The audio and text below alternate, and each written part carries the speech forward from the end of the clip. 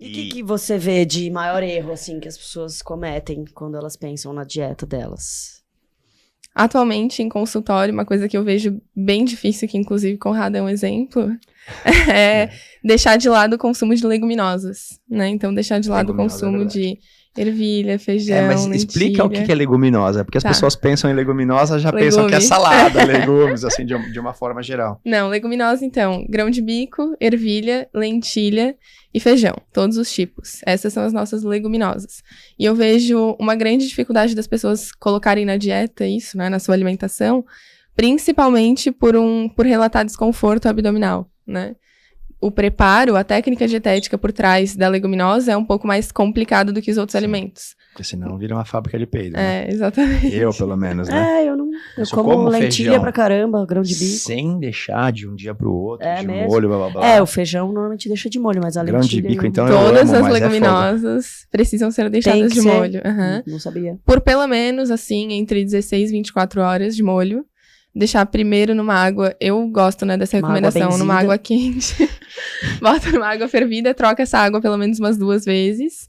Pra todos, ervilha também. Conta por que tem que fazer isso? As leguminosas, elas possuem alguns antinutrientes, que são nutrientes não, né? Antinutrientes na sua são casa substâncias... é o ladrão entrar. São substâncias que inibem a absorção, principalmente de ferro.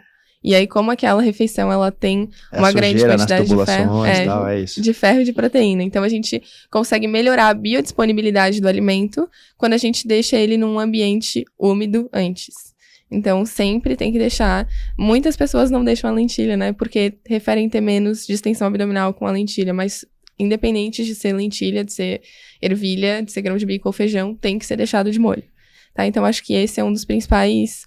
erros que eu vejo atualmente no consultório, as pessoas simplesmente abandonarem e pensarem na sua refeição como carbo, proteína e uma salada. É isso. E aí a leguminosa não existe.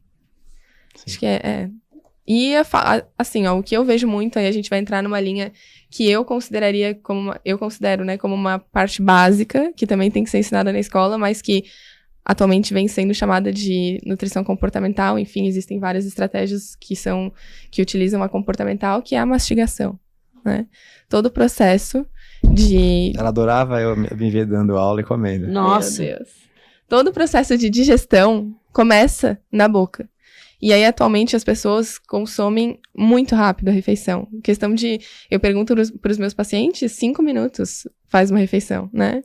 E aí, às vezes, nem prestando atenção, dando aula, fazendo várias outras coisas. Cuspindo nos alunos.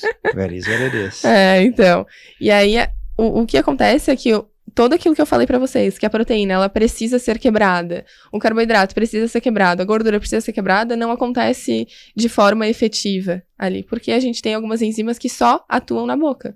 Então, quebra de carboidrato, por exemplo, a amilase salivar, ela só existe na saliva, ela não existe no estômago, ela não existe no intestino. Então, o processo inicial acontece ali na boca. E se não existe isso... Tanto faz tu tá fazendo uma alimentação maravilhosa, o teu corpo não vai entender aquilo como um alimento, basicamente isso. Então, a mastigação, o momento da refeição, ele deve ser um momento onde tu tira pra ti, onde tu presta atenção no que tu tá comendo, onde tu faz aquela refeição realmente sentindo o sabor do alimento e não fazendo de qualquer jeito em 5 minutos, comendo, mexendo no celular, fazendo várias outras coisas. Então, esse também é um ponto que eu vejo muito no consultório, que eu trabalho com 99% dos meus pacientes. Nossa, a galera come na frente do computador e tal. Sem prestar atenção, né? Às vezes a pessoa nem percebe que comeu. E esse é outro ponto, né? Os nossos hormônios de saciedade, eles demoram em torno de 11 a 13 minutos depois que tu começa a comer para serem liberados. Então, se tu come em 5 minutos, o teu corpo ainda não entendeu que tu já tá satisfeito. E aí tu pode sentir vontade de comer mais. E aí, de repente, depois de 20 minutos, cai aquilo tudo no estômago e daí tu pensa, meu Deus, comi muito. Isso acontece muito, né? Então, as pessoas, elas não têm um limite de saciedade porque realmente o corpo ainda não entendeu que ela tá saciada. Comeu em 5, 6 minutos e deu, pronto, acabou. Quero mais. Então, o momento da refeição deve ser o momento onde tu presta atenção, come, mastiga, solta o garfo, respira